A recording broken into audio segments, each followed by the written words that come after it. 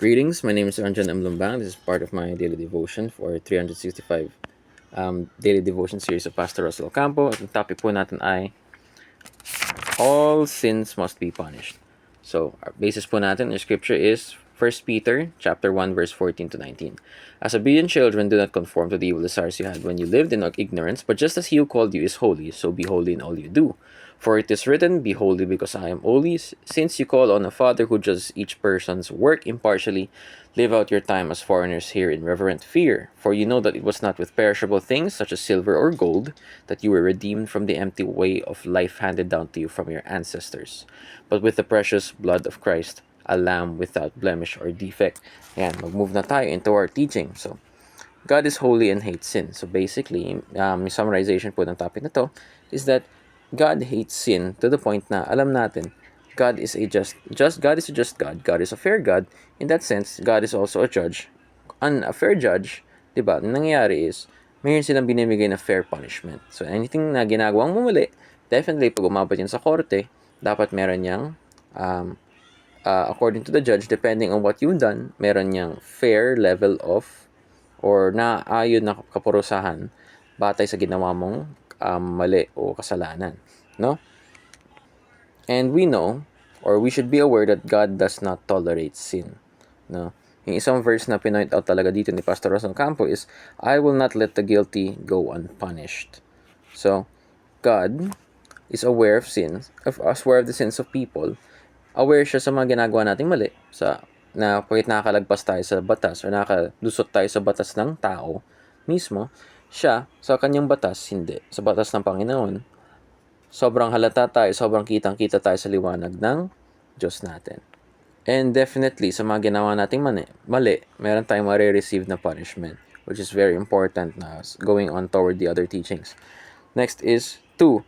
God hates our sinful passions. Yung mga passions po na ito is yung mga desires, mga masamang pagnanasa.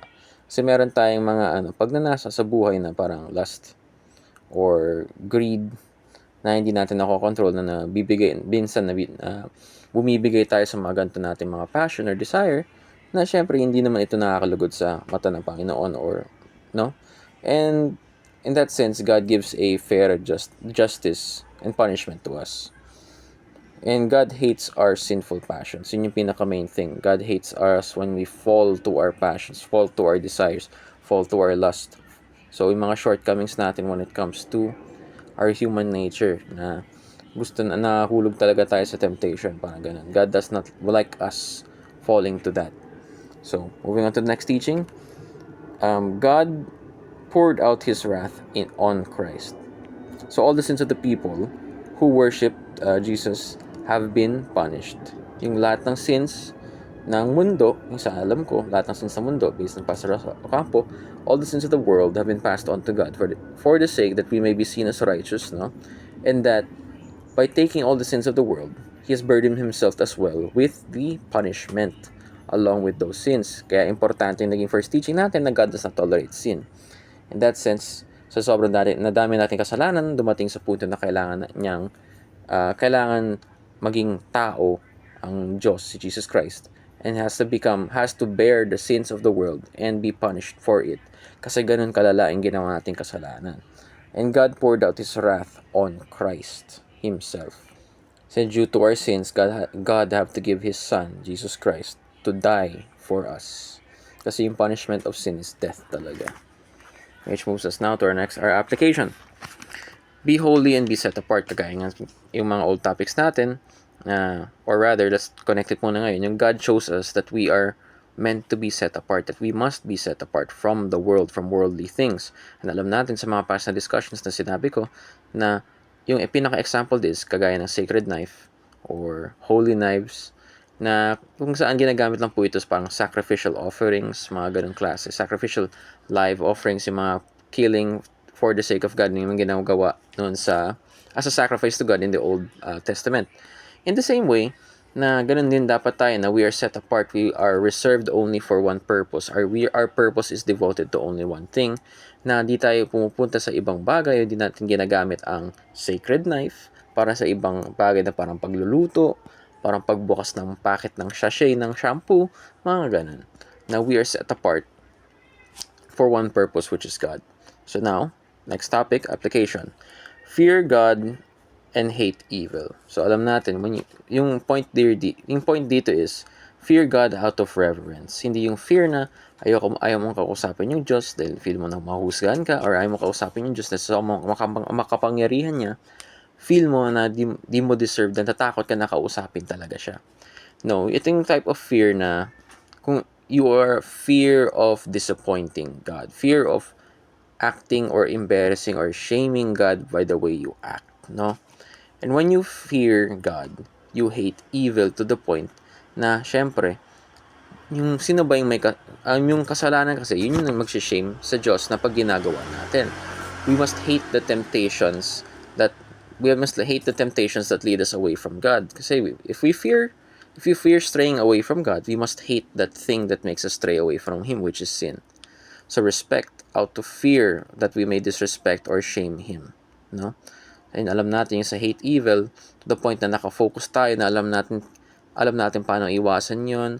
Kagaya namang if you hate doing siguro isang bagay sa bahay, minsan yung ginagawa mo, ayaw mo mag-chores, kaya tumatagal ka sa labas, di ba? Ganong klaseng pag-iiwas. And yung iba dito is hatred to. Masidhing damdamin na talaga, malalim na damdamin talaga to, na it's deep to the point na hatred. So puot, or so to that point na alam mo saan yan, kagaya sinabi ko sa ibang discussion, alam mo kung nasa second floor yung kaaway mo, alam mo kung yung kaaway mo ay within the vicinity, within the canteen, iiwasan mo yun kasi ayaw mo nga lapitan na, iniiwasan mo dahil sa sobrang inis mo, sa sobrang diri mo sa tao na yan, o sa bagay na yun, hindi mo nilalapitan. So, pwede rin condiments yan. Di ka lang malapit sa ketchup kasi nadidiri ka sa lasa. Ganun din yun. So, tatanungin mo, bago kumain ng burger, may ketchup pa po ito, or i-bring up mo, tanggalin po yung ketchup, huwag po lagyan ng ketchup. Parang yung nagiging natin. That amount of hate, but even more. No? So, 3, go back to the cross. Ito yung pinaka-importanting part, I think, na para sa akin at least, na Jesus died on the cross for us, that He took all our sins. And when He took all our sins, He took on the burden of punishment that comes along with our sins. And since patas nga, at naaayon nga yung kaparusahan, naaayon ang kaparusahan na binibigyan ng Panginoon sa lahat ng ginagawa natin kasalanan, sa ganun, na receive ni Jesus Christ mismo all our sins. And that's a lot, no? It's hard to imagine na desensitize kasi tayo. Ito yung pinaka main point. We become desensitized to how much sin or how much Jesus Christ has done for us by taking all the sin of the world, putting it upon Himself, sacrificing Himself for us, going through death or dying for our sake, no? Taking the whole wrath of God for our sake. Nadidesensitize tayo doon kasi di natin maisip gaano kadami ba yung kasalanan ng mundo. It's hard to imagine, to the point na nadidesensitize tayo dahil we are unable to find a reference o batayan na ano ba, gaano kadami ba ang kasalanan sa mundo, kumbaga. So, we separate ourselves, or we desensitize ourselves from that kasi it's hard to imagine. Which is why we have to always go back to the cross. Whenever we have a hard time, whenever we are desensitized, we go back to the cross so that we can see the greatness of our sin to the point na kailangan talagang bumaba ang Diyos Anak para maging tao, to become flesh, Jesus Christ to become flesh, to take our sins. So that it's at that point na sa sobrang dami ang lala na hindi lang yun isang testament sa how great our sins are. It is also a testament to how deep the depth of love that God has for us, to the point that He sacrificed His Son so that we may be seen as righteous before His eyes, so that we may be clean of our old sins, or of all our sins, no? So, meron pang ibang mga analogy dyan si Pastor Russell Ocampo na sobrang mahal tayo ng Panginoon na to be honest, pwede naman tayong i-reset, pwede tayong patayin na isang wala na tayo. Pero one decision lang yun, but He made the decision to love us.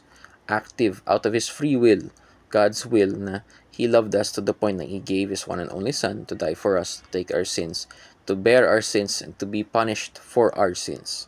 Malalim yun. So, kung isipin mo yung ranka mo, Diyos noon. So, let's try to make it in worldly terms. No? Isipin mo, CEO ka.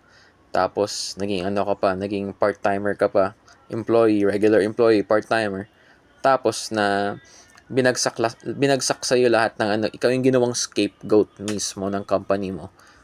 Parang ng company, so ng buong company, para maligtas yung company, di ba? Parang it's like, it seems unfair. Actually, it is unfair kasi we're saved by the grace of God to the point na it is unfair in the sense that we do not deserve this, no?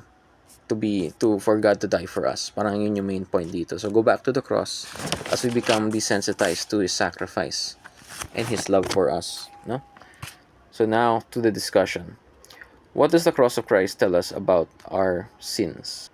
Magaya nga na sinabi ko, the cross of Jesus Christ tells us about our sins. Not only our sins are so great na Jesus Christ had to give Himself, take on the burden so that we may be saved. Ganun kadami, ganun kalala. Yung whole world, sipa mo di ka maliligtas talaga kung wala si Jesus Christ. Ganun kalala yung maging kasalanan natin. And it's also a testament that no matter how much we've sinned or how ugly we are, di tayo talaga kaibig-ibig or we are hard to love. At that point, inibig tayo ng Diyos, no? So it just shows the depth when we look at the cross of Jesus Christ. Na it tells us how much He loves us and how much we've done, how much sin we've done. In that sense, how much of a burden that He has taken away from us so that we will not suffer or the way He did, no? So, yun lang. Salamat kung nakatulong ako. Sana clear yung naging message ko. I'm sorry kung medyo malabo. Kasi since start ng classes, medyo nag-a-adjust lang. So, thank you and abuhay.